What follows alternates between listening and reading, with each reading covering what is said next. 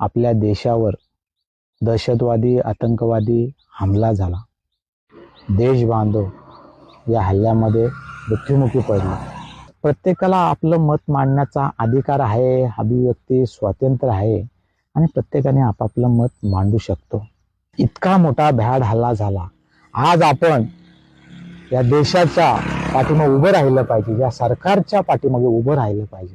अर्थात सरकार कुठलंही असो, काँग्रेसचा असो, भारतीय जनता पार्टीचा असो, कोणाचाही सरकार असो, ज्या नागरिकांचा, ज्या निष्पाप लोकांचा याच्यामध्ये जीव गेलेला आहे, मृत्युमुखी झालेले आहेत, त्यांच्या कुटुंबाच्या सोबत आपण राहिलं पाहिजे.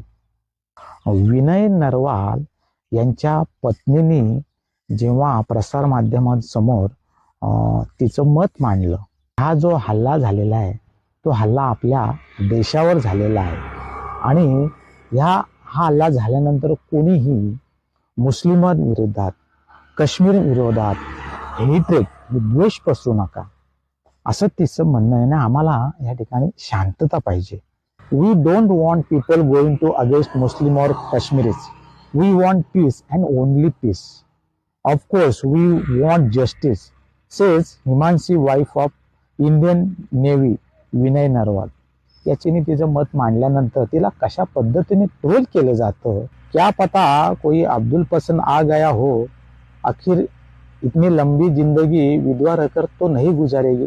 तुम्ही देशाच्या प्रगतीसाठी, देशाच्या उन्नतीसाठी तुमचा जर सहभाग असेल तर तुम्ही निश्चितच तुमचं मत मांडण्याचा तुम्हाला अधिकार आहे. देशाचं सोडावं, गावाच्या विकासासाठी, उन्नतीसाठी जरी थोडंफार जरी योगदान दिलं असेल तरी तुम्ही बोलण्याचा तुम्हाला अधिकार आहे. लोक, निष्पाप नागरिक गेलेले आहेत आणि त्यांच्या कुटुंबाविषयी तुम्ही असं मत प्रकट करताय. मत मांडा ना तुम्ही, प्रत्येकाला अधिकार आहे. सहमत नोंदवा, असहमत नोंदवा, बोला ना. परंतु संयुक्त अरब अमिराती, Saudi Arabia, Kuwait, Qatar, Iran, Iraq आणि हे जे मुस्लिम राष्ट्र आहेत, इस्लामिक राष्ट्र आहेत, मुस्लिम धर्म आहेत, त्या ठिकाणी आपले हिंदू बांधव पोट्या पाडण्यासाठी जात असतात. मग व्यवसायासाठी जात असतील, कामाधंद्यासाठी जात असतील, नोकरीसाठी जात असतील आणि त्या ठिकाणी राहत असतात. आपला जगाचा इतिहास, भूगोल, वर्तमान व्यापार, तसेच आर्थिक ताणेबाणे काहीही माहिती ज्यांना नसतं आणि ते मग त्या अशा पद्धतीचं वातावरण